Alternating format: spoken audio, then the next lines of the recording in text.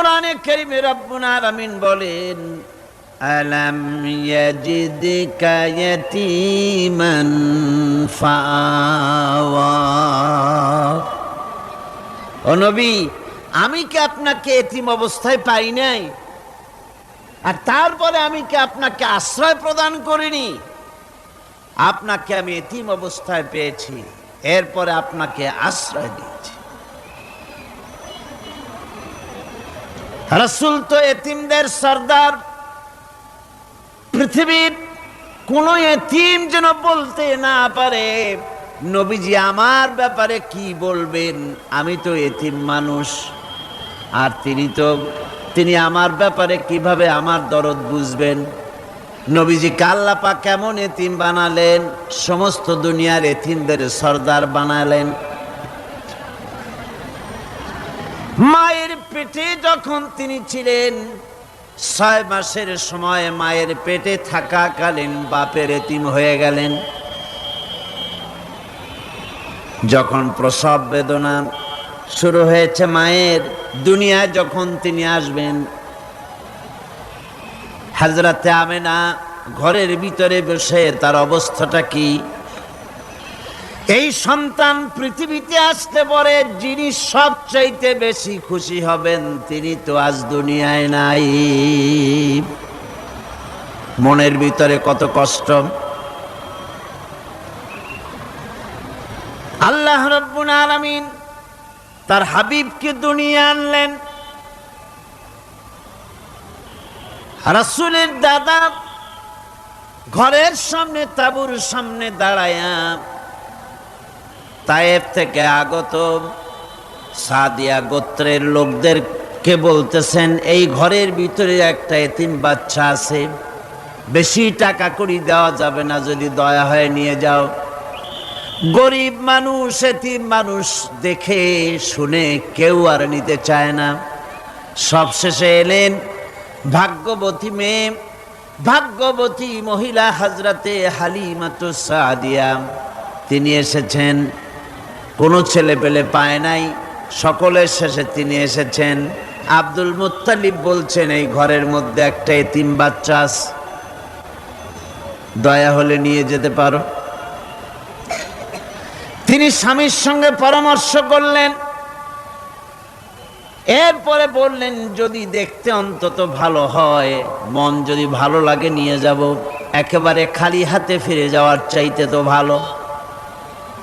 হযরতে হালিমা বলেন, আমি ঘরের মধ্যে প্রবেশ করলাম, মা আমেনার কোল থেকে শিশু মুহাম্মদ সাল্লাল্লাহু আলাইহি ওয়াসাল্লামকে যখন আমি কোলে নিলাম, আমি হুজুরের চেহারার দিকে নজর করে দেখলাম, আমার কাছে মনে হলো যেন পূর্ণিমার চাঁদটা আমার কোলে ধরা দিয়েছে। রাসূল কি শিশু মুহাম্মদ সাল্লাল্লাহু আলাইহি ওয়াসাল্লাম কি যখন নিয়ে বাড়ির দিকে রওনা হলাম, যে গাধা আমার সকলের পেছনে এসেছে, সেই গাধা এখন সকলের আগে ছুটে চলে যায়। এরপরে বাড়ি যখন নিয়ে গেলাম, কুয়ায় পানি বাড়লো, গাছে ফসল বাড়লো, খেজুর গাছে খেজুর বাড়তে লাগলো, জমিনে ফলন বেড়ে গেল।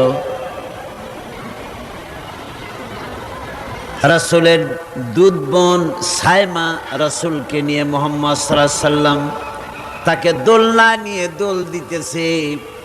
কি আশ্চর্য অবস্থা! সায়মা তাকে দোল দিচ্ছে আর বলতেছে, বেঁচে থাকুক মুহাম্মদ সাল্লাল্লাহু আলাইহি ওয়াসাল্লাম, সে দীর্ঘজীবী হোক। কবি লিখতেছেন, কি আশ্চর্য কথা! বেদুইন বালিকা কারে নিয়ে দোল দেয় সে গীতা জানে। বিশ্বনবী মুহাম্মদ রাসূলুল্লাহ সাল্লাল্লাহু আলাইহি ওয়াসাল্লাম এভাবে এতিম অবস্থায় জীবন তার শুরু হলো। যখন তিনি ফিরে এলেন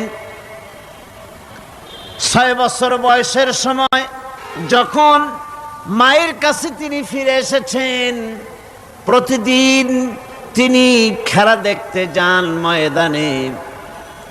ইতিহাসের মধ্যে লেখা হয়েছে, মা প্রতিদিন সন্ধ্যার সময় তাকে ফিরে পান। আজকে সন্ধ্যা হয়ে গেছে, শিশু মুহাম্মদ সাল্লাল্লাহু আলাইহি ওয়াসাল্লাম বাড়ি ফেরেন না। কারণ কি, কেন বাড়ি ফেরে না? সন্ধ্যার দিকে তিনি চলে গিয়েছেন পাহাড়িয়া ময়দানে, যে দেখেন ধুধু করতেছে, চতুর্দিকে সন্ধ্যা হয়ে গেছে, অন্ধকার হয়ে গেছে, কোনো ছেলে পেলে নাই, কেউ নাই। পাহাড়ের পাদদেশে বসে শিশু মুহাম্মদ সাল্লাল্লাহু আলাইহি ওয়াসাল্লাম কাঁদতেছেন। মা প্রশ্ন করলেন, বাবারে, সন্ধ্যা উত্তীর্ণ হয়ে গেল, কেন একা একা বসে বসে কাঁদো? তিনি বলছেন, মাজি, আজ কদিন খেলা দেখতে আসলাম ময়দানে। প্রতিদিন দেখি যখন সন্ধ্যা হয়ে যায়, মুরব্বী শ্রেণীর কিছু লোক আসে, ছেলেকে নাম ধরে ডাক দেয়, ছেলেরা দৌড়ে তারা বাবার কাছে চলে যায়, আর বাবা ছেলেকে কোলে নিয়ে মুখে চুমা দিয়ে বাড়ির দিকে নিয়ে যায়। আমি আজ কদিন পর্যন্ত এই ময়দানে এলাম, কোনোদিন সন্ধ্যা বেলায় তো কেউ এসে আমাকে মুহাম্মদ বলে একটা ডাক দিল না। আমার আব্বা কি নাই? আল্লাহ রাব্বুল আলামিন বলেন, আলাম ইয়াজিদকা ইয়াতীমান ফাআওয়া। এরকম এতিম অবস্থায় পেয়ে আমি কি আপনাকে আশ্রয় দেই নাই? আপনাকে আমি পেয়েছি এতিম অবস্থায়, এরপরে আমি আপনারে আশ্রয় দিলাম। ওয়া ওয়াজাদাকা দাল্লান ফাহাদা।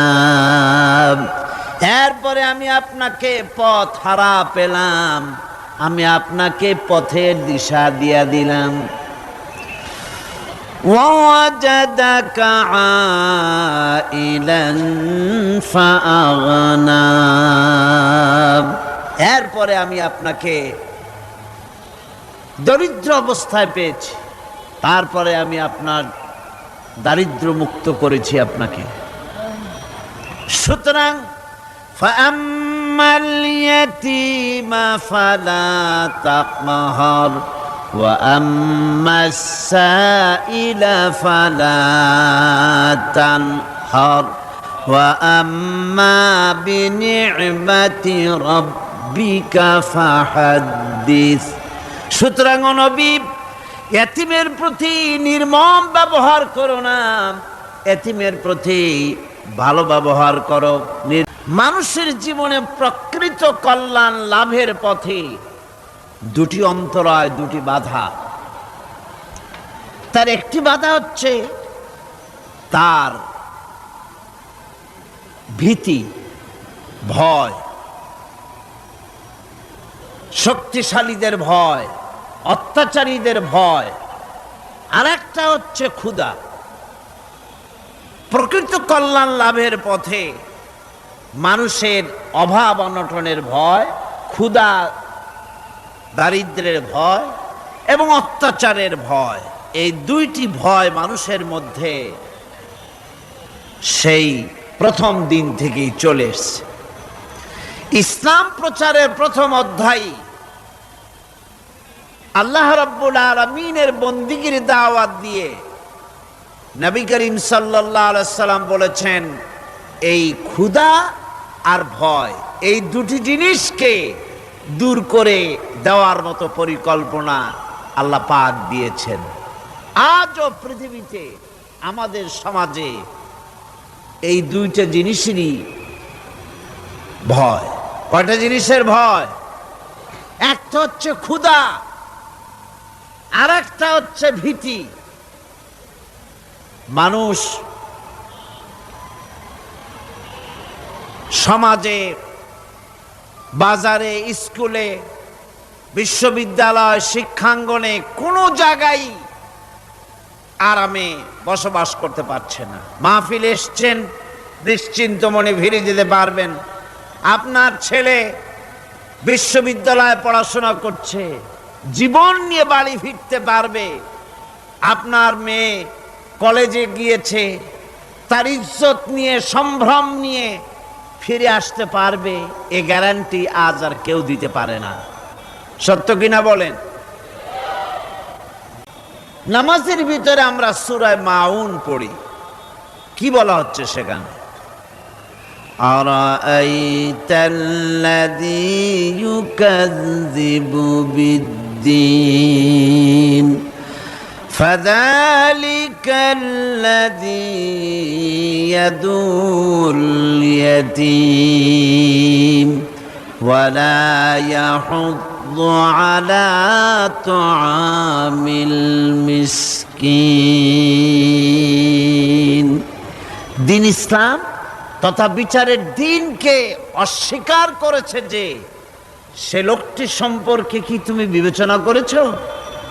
সে কোন লোকটি? যে লোকটি এতিমকে গলা ধাক্কায় দেয়, মিসকিনদেরকে খেতে দেয় না, পরস্পরকে মিসকিনকে খাবারের ব্যাপারে উৎসাহিত করে না, এতিমকে গলা ধাক্কা দেয়।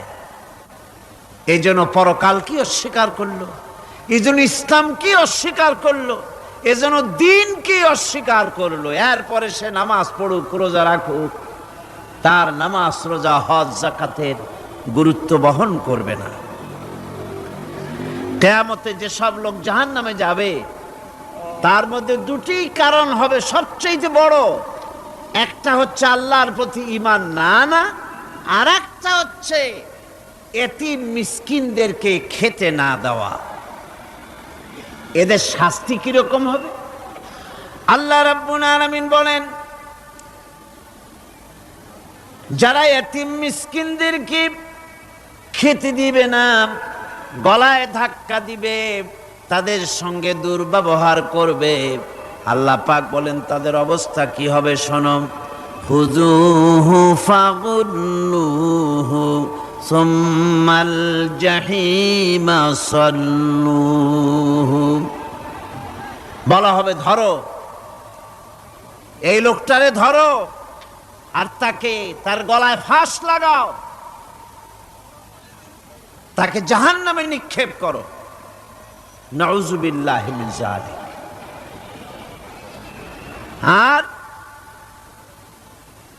এরপরে তাকে 70 হাত 70 গজ শিকল দিয়ে তাকে বেঁধে ফেলো, তাকে জাহান্নামে নিক্ষেপ করো। কারণটা কি? কারণ হলো ইন্নাহু কানা লা ইউমিনু বিল্লাহিল আযীম ওয়া লা ইয়াহুদ্দু আলা তুআমিল মিসকিন। গলায় ফাঁস লাগায়া 70 হাত শিকল দিয়া বাঁধা জাহান্নামে নিক্ষেপ করো, কারণ সে আল্লাহর উপর ঈমান আনে নাই, আর এতিমদেরকে, মিসকিনদেরকে খাবারের ব্যাপারে পরস্পরকে উৎসাহিত করে নাই, নিজেও খায় নাই, আরো একজনকে উৎসাহিতও করে নাই। কিয়ামতে জাহান্নামে যারা যাবে, জাহান্নামে যাওয়ার যতগুলি কারণ থাকবে তার মধ্যে দুটি কারণ বড়। বলেন কয়টা কারণ বড়? আল্লাহ পাক বলতেছেন জাহান্নামীদেরকে প্রশ্ন করা হবে, ইয়াতাসাআলুনা আনিল মুজরিমিন মা সালাকাকুম ফি সাকার। জাহান্নামীদেরকে প্রশ্ন করা হবে, জাহান্নামে আসছো কেন, কি অপরাধ করে আসছো? ক্বালু লাম নাকু মিনাল মুসাল্লিনা ওয়া লাম নাকু নুতঈমুল মিসকিন। তারা বলবে যে আমরা নামাজ পড়তাম না আর মিসকিনদেরকে খেতে দিতাম না। কত বড় মারাত্মক অপরাধ লক্ষ্য করুন। নামাজ না পড়া আর মিসকিনদের খেতে না দেওয়া, জাহান্নামে যাওয়ার যত কারণ তার মধ্যে শ্রেষ্ঠ দুটি কারণ হচ্ছে এই যারা নামাজ পড়বে না, এতিম মিসকিনদেরকে খেতে দিবে না এবং পরস্পরকে এতিম মিসকিনকে খেতে দেবার ব্যাপারে উৎসাহিত করবে না, কিয়ামতে তারা জাহান্নামে যাবে। কোথায় যাবে? খোদ রাসূলে কারীম সাল্লাল্লাহু আলাইহি ওয়াসাল্লামকে লক্ষ্য করে আল্লাহ রাব্বুল আলামিন বলেন, নবীজি আপনি এতিমদের সঙ্গে সদ্ব্যবহার করবেন, এতিমদের ব্যাপারে আপনি দায়িত্ব পালন করবেন। কারণ হলো আপনিও তো এক সময় এতিম ছিলেন, এতিমের ব্যাপারে দায়িত্ব পালন করবেন। সেই যে হযরতে খাব্বাব রাদিয়াল্লাহু তাআলা আনহু রাসূলে কারীম সাল্লাল্লাহু আলাইহি ওয়াসাল্লামের খেদমতে গিয়ে বলেছিলেন যে আলা তাস্তানসিরু লানা আলা তাদউ লানা, হে রাসূল আপনি কি আমাদের জন্য দোয়া করবেন না? আমরা তো না খেয়ে মরে গেলাম, আমরা তো ক্ষুধার জ্বালায় মরে গেলাম, আমরা তো মার খেতে খেতে শেষ হয়ে গেলাম, আপনি কি আল্লাহর কাছে আমাদের জন্য দোয়া করবেন না? আল্লাহর নবী কাবা শরীফের ছায়ায় আরাম ফরমাচ্ছিলেন। হযরতে খাব্বাবের কথা শুনে আল্লাহর নবী উঠে বসলেন আর তিনি বললেন, ও সাহাবী খাব্বাব শোনো, তোমাদের আগে এই জমিনে যারা দ্বীনের দাওয়াত দিতে এসেছিলেন তাদেরকে সমাজ শক্তি, রাষ্ট্র শক্তি তাদেরকে ধরত, ফায়ুহফারু লাহু ফিল আরদ, এরপরে তার জন্য জমিনে গর্ত খনন করা হতো, কবর খনন করা হতো, ফায়ুজআলু ফিহা, এরপরে সেই কবরের ভিতরে তাকে কোমর পর্যন্ত গেড়ে দিত, সুম্মা ইউতা বিল মানশার, এরপরে করাত আনা হতো, ফায়ুদাউ আলা রাসিহি, এরপরে তার মাথার উপরে সে করাত রাখা হতো, ফায়ুজআলু নিসফাইন, এরপরে করাত চালায়া জীবিত মানুষটাকে চিরে দ্বিখণ্ডিত করে ফেলে দিত। মা ইয়াসুদ্দুহু যালিকা আন দীনি, এত কষ্ট দেওয়ার পরেও, এত নির্যাতন দেওয়ার পরেও সেই যুগের দ্বীনের একজন দায়ীকেও তারা এক চুলো দ্বীন থেকে সরাই দিতে পারে নাই।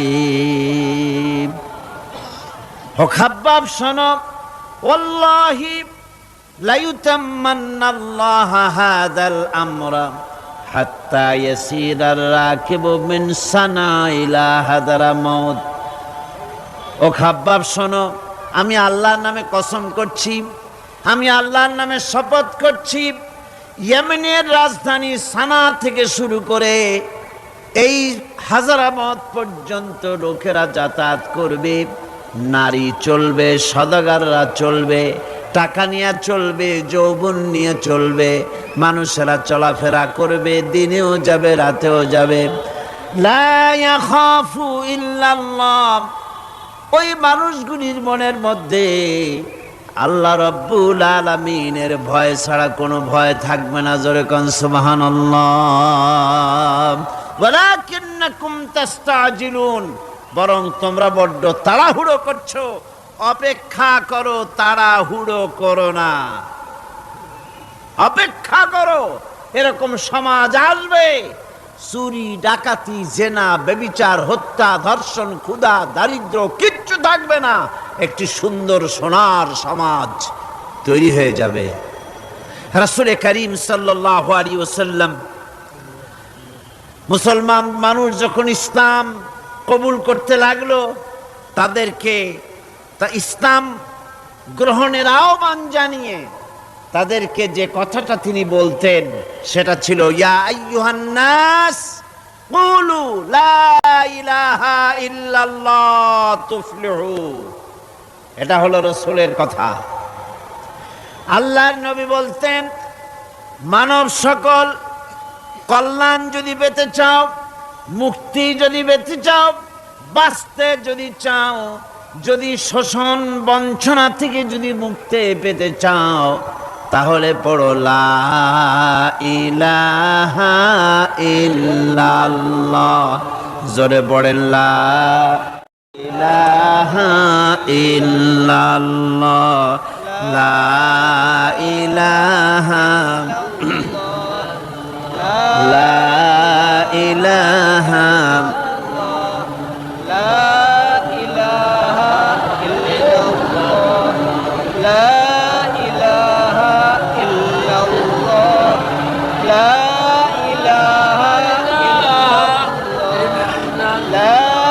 লা ইলাহা ইল্লাল্লাহ মুহাম্মাদুর রাসূলুল্লাহ।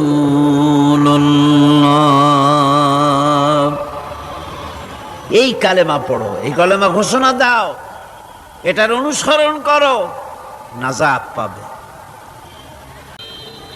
এই পৃথিবীতে প্রথম দিন থেকেই পৃথিবীতে দুইটা শ্রেণী চলে এসেছে।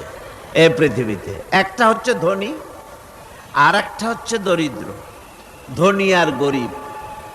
আবহমান কাল থেকে এই দুই শ্রেণী চলে আসছে। আদিকাল থেকেই মানুষ এই দুই শ্রেণীর ভিতরে সমতা সৃষ্টির জন্য প্রচেষ্টা চালিয়েছে। দার্শনিকরা চালিয়েছে, বিজ্ঞানীরা চালিয়েছে, এবং এক একজন এক এক ধরনের মতবাদ দিয়ে এই দুই প্রান্তিক অবস্থা থেকে একই সমান্তরালে আনার জন্য চেষ্টার কম করেনি। পুঁজিবাদের হাত থেকে রক্ষা পাওয়ার জন্যে সমাজতন্ত্র তৈরি হলো, কমিউনিজম তৈরি হলো। অবস্থা তারা দেখতে পেল সর্বনাশ। আগে তো ছিলাম চোরের বাড়ির সামনে, সব চুরি হয়ে যেত। এখন তো ডাকাতের ঘাটে সেই নৌকা লাগালাম, এখন তো জানও যাবে। সেজন্য সমাজতন্ত্র পৃথিবীকে কিচ্ছু দিতে না পেরে নিজের দেশেই আত্মহত্যা করল। এরপরে আবার বাঁচার জন্য মুক্তবাজার অর্থনীতির নামে সমাজতন্ত্রীরা আবার সেই পুঁজিবাদের দিকে অগ্রসর হওয়ার চেষ্টা চালাচ্ছে। পৃথিবী সাক্ষী, দুনিয়া সাক্ষী, মানুষের তৈরি করা মতবাদ দিয়া পৃথিবীতে কোথাও স্থায়ী কোনো শান্তি আসে নাই। এ কথাটা কি মিথ্যা না সত্য? এ কথা মিথ্যা না সত্য? সুতরাং এই পৃথিবীর বুকে না সমাজবাদ দিয়ে শান্তি হবে, না পুঁজিবাদ দিয়ে শান্তি হবে। পৃথিবীর বুকে শান্তি হতে পারে কেবলমাত্র নবীদের পরিকল্পনার মাধ্যমে। কারণ দার্শনিক বিজ্ঞানীরা যা বলেছেন, পরিকল্পনা দিয়েছেন, সব তাদের মন মস্তিষ্ক প্রসূত।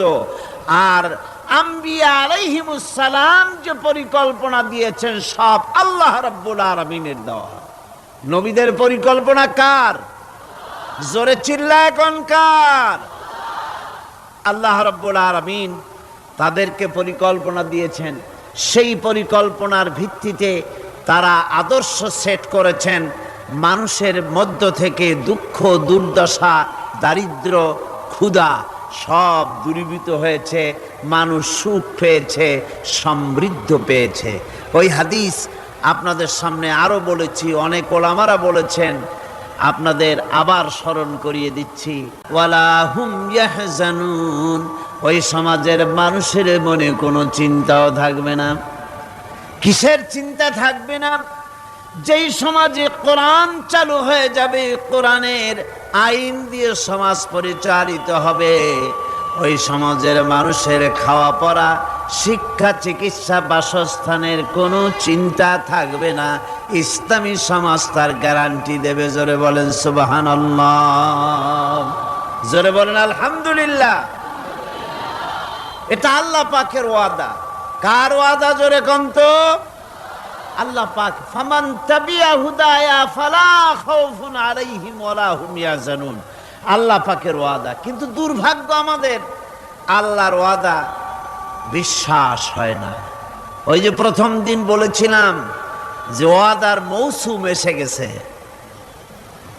ওয়াদার এক বিরাট মৌসুম এসে গেছে। এখন এখন থেকে যত জনসভা হবে শুনতে পারবেন শুধু ওয়াদা আর ওয়াদা। এই সব ওয়াদাগুলি মানুষেরা বিশ্বাস করে, কিন্তু আল্লাহ পাকের ওয়াদা মুসলমান হওয়া সত্ত্বেও মগজে ঢোকে না, মনের মধ্যে বিশ্বাস স্থাপন করতে পারে না। আল্লাহ পাক বলছেন কোরআনকে মানো, কোরআনকে মেনে চলো, তাহলে সমাজ সুন্দর হবে, ভয় থাকবে না, চিন্তা থাকবে না। যাবিল কুরবা ওয়াল ইয়াতামা ওয়াল মাসাকিন ওয়া ইবনাস সাবিল والسائلين وفي الرقاب وقام الصلاة وآتى الزكاة والموفون بعهدهم إذا عاهدوا والصابرين في البأساء والضراء وحين البأس أولئك الذين صدقوا وأولئك هم المتقون।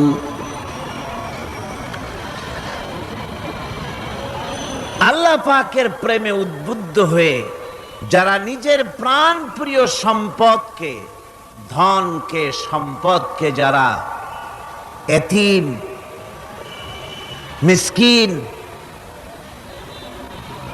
নিকটবর্তী আত্মীয় স্বজন, প্রবাসী, পথচারী, সাইল, কৃতদাসের মুক্তির জন্যে যারা দান করে, প্রিয় ধন সম্পদ যারা আল্লাহর রাস্তায় এভাবে দান করে দেয়, নামাজকে প্রতিষ্ঠা করে, যাকাতকে আদায় করে, ওয়াদাকে পালন করে, আর বিপদ ও মুসিবতে ধৈর্য ধারণ করে, এরাই হচ্ছে সত্যাশ্রিত, এরাই হচ্ছে তাদের দাবিতে সত্যবাদী, ইমানের দাবিতে এরা হচ্ছে সত্যবাদী, আর এরাই হচ্ছে মুত্তাকি। আজকে আমি আপনাদের সামনে যে আলোচনাটা করব সেটা হচ্ছে এই ব্যাপারটি। আল্লাহ পাকের মহব্বতে উদ্বুদ্ধ হয়ে যারা এতিম এবং মিসকিনকে যারা দান করে, আত্মীয় স্বজন, গরিব আত্মীয় স্বজন, অসহায় প্রতিবেশী, পথচারী, এদের জন্য যারা সাহায্য করে। কারণ হচ্ছে ইসলাম তো শুধু নামাজ রোজার কথাই বলেনি, ইসলাম মানুষের জীবনের সকল দুঃখ দুর্দশার দিকে লক্ষ্য রেখেছে। যারা বোঝে না তারা ইসলামকে শুধুমাত্র একটি ধর্ম মনে করে, আর ইসলামের যে অর্থনীতি আছে, সমাজনীতি আছে, এটা তারা বুঝতে পারে না।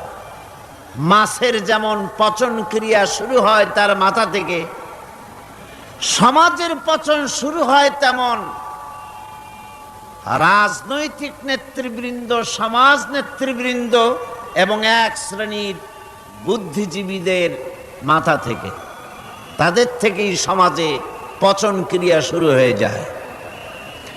এই শ্রেণীর লোকদের দাবি হলো ধর্ম আর অর্থনীতি সম্পূর্ণ দুই প্রান্তিক দিকে বাস করে। ধর্ম এক জিনিস আর অর্থনীতি হচ্ছে আর এক জিনিস, রাজনীতি হচ্ছে ভিন্ন জিনিস। তারা জানে না যে ইসলাম হচ্ছে পূর্ণাঙ্গ জীবন বিধান। আল্লাহ পাক বলছেন এই কোরআনকে যারা অনুসরণ করবে তাদের তো খাওয়া পড়ার অভাব হওয়ার কথা না। কোরআনে কারিমে আল্লাহ রাব্বুল আলামিন বলেন, ফামান তাবিআ হুদায়া ফালা খাউফুন আলাইহিম ওয়ালা হুম ইয়াহজানুন।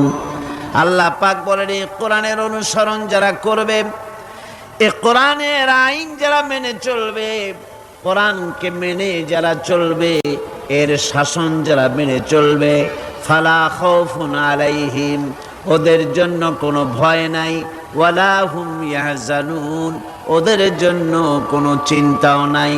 কিসের ভয় নাই?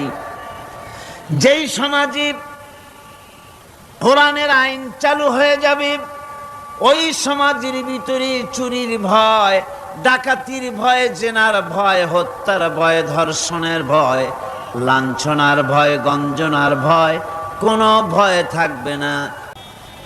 নবীজির কাছে আল্লাহ রাব্বুল আলামিন কোরআনে কারীমের আয়াত নাজিল করলেন, নবীজিকে শোনায় দিলেন। এ দুটো জিনিসের গ্যারান্টি ইসলাম দিচ্ছে, আল্লাহ পাক দিচ্ছেন। তা হলো এই, ফালইয়াবুদু রাব্ব হাযাল বাইত। ক্ষুধার সময় যদি খেতে চাও, ক্ষুধার সময় যদি পেট পুরে খেতে চাও, আর বিপদের সময় যদি নিরাপত্তা চাও, আরামে যদি ঘুমাতে চাও, তাহলে কি করো? ফালিয়াবুদু রাব্ব হাযাল বাইত, এই ঘরের মালিকের ইবাদত করো। কোন ঘর? আল্লাহর ঘর। এ ঘরের মালিক কে? আল্লাহ সুবহানাহু ওয়া তাআলা। এ ঘরের মালিকের ইবাদত করলে কি হবে? আল্লাহ রাব্বুল আলামিন বলেন, আল্লাযী আত'আমাহুম মিন জু'ইন ওয়া আমানাহুম মিন খাউফ। এ ঘরের মালিকের ইবাদত করলে পরে তিনি ক্ষুধার সময় খেতে দিবেন, আর ভীতির সময় তোমাদেরকে নিরাপত্তা দান করবেন। যদি পেট ভরে খেতে চাও, আল্লাহর ইবাদত করো, গোলামি করো। আর যদি তোমরা বিপদের সময় নিরাপত্তা লাভ করতে চাও, তাহলে তোমাদেরকে সেই আল্লাহ পাকের ইবাদত করতে হবে। সমস্ত রকমের বিপদ থেকে, মুসিবত থেকে, ভয় থেকে তিনি তোমাদেরকে আশ্রয় দিবেন। সুতরাং আল্লাহর প্রতি ঈমান আনতে হলে শুধু সেজদা দেওয়াই যথেষ্ট নয়। এখানে আল্লাহ পাক বলছেন কোরআনে কারীমের ভেতরে, তিনি যে পরিকল্পনা দিয়েছেন তা হচ্ছে এই, শুধু সেজদা দিলেই কাজ হবে না, শুধু পূর্ব পশ্চিমে কতবার মাথা ঘুরলে এটাই যথেষ্ট নয়, বরং সমাজের এতিম, মিসকিন, বিধবা, অনাথ, অনাথিনী, ঋণগ্রস্ত যে সমস্ত মানুষ আছে তাদের সাহায্য করতে হবে, তাদের সাহায্যে এগিয়ে আসতে হবে। অন্যথায় আল্লাহ এবং তার দ্বীনের প্রতি ঈমান মিথ্যা বলে প্রমাণিত হবে। মমতা দেখায়ও না, আর ভিক্ষুককে ধমক দিও না, রূঢ়তা দেখিও না, আর আল্লাহর নিয়ামতের প্রশংসা করো। বহুত মানুষ আছে এতিমরে গলায় ধাক্কা দেয়। মানুষ যখন ভিক্ষা নিতে আসে, গরিব মানুষ ভিক্ষা চাইতে আসছে, ওই মেয়ে আত্মাহিত জানো, দোয়া কুনুত জানো, বাড়ি যেয়ে কাজ করবা, এই সব আজে বাজে কথা বলিয়া ভিক্ষা দেয় না। সাইলকে ধমক দিতে রাসূল করিম সাল্লাল্লাহু আলাইহি ওয়াসাল্লাম নিষেধ করেছেন, সাইলকে ধমক দিও না। গাড়িতে বসে যাচ্ছেন সাহেব, ট্রাফিক মোড়ে যখন সিগন্যাল জ্বলল, গাড়িগুলি দাঁড়ায় গেল, ফকির এসেছে, হাত নাই, পাও নাই, বুড়া মানুষ, একটা পয়সা বার করে না। আবার এই মানুষটি ওই ফকিরকে ধমক দিয়া বার করে দিল। এরপরে এই লোকটি যখন কোনো মাজারের কাছে পৌঁছে গেল, 500 টাকার কড়কড়ে নোটটা ফেলে দিল। বলেন টাকা দরকার কার? মরা মানুষের না জিন্দা মানুষের? কার দরকার? যার টাকা দরকার ছিল তারে দেওয়া হলো না, যার দরকার নাই তারে দেওয়া হলো। এরপরে লোকটা না খেয়ে যখন মারা গেল, পথের ফকির, রাস্তার ফকির, না খেয়ে মারা গেছে। এরপরে তার কাফনের কাপড় নাই, লোকটাকে রাস্তার উপরে শোয়া একটা ছেঁড়া কাপড় দিয়ে ঢেকে রেখেছে। বড় লোকেরা, সাহেবরা তখন গাড়ি দাঁড় করে আর 5টা টাকা 2টা টাকা করে তার লাশের উপরে মারতেছে। এটা মানবতার এর চাইতে লাঞ্ছনা, মানবতার জন্য এর চাইতে গঞ্জনা আর কিছুই হতে পারে না। মানবতার প্রতি লাঞ্ছনা এর থেকে আর দুর্গতি কি হতে পারে? বেঁচে থাকার সময় 1টা টাকা আপনি দিলেন না, মরে যাওয়ার পর বিদায় হয়েছে বালাই, এখন দেওয়া শুরু করেছে। আমার বন্ধুগণ, এজন্য এতিমের প্রতি দরদ করার জন্য আল্লাহ পাক কোরআনের ভিতরে পরিষ্কার বলেছেন। রাসূল করিম সাল্লাল্লাহু আলাইহি ওয়াসাল্লাম নিজে এতিম ছিলেন, আর এতিমের প্রতি তার এত দরদ ছিল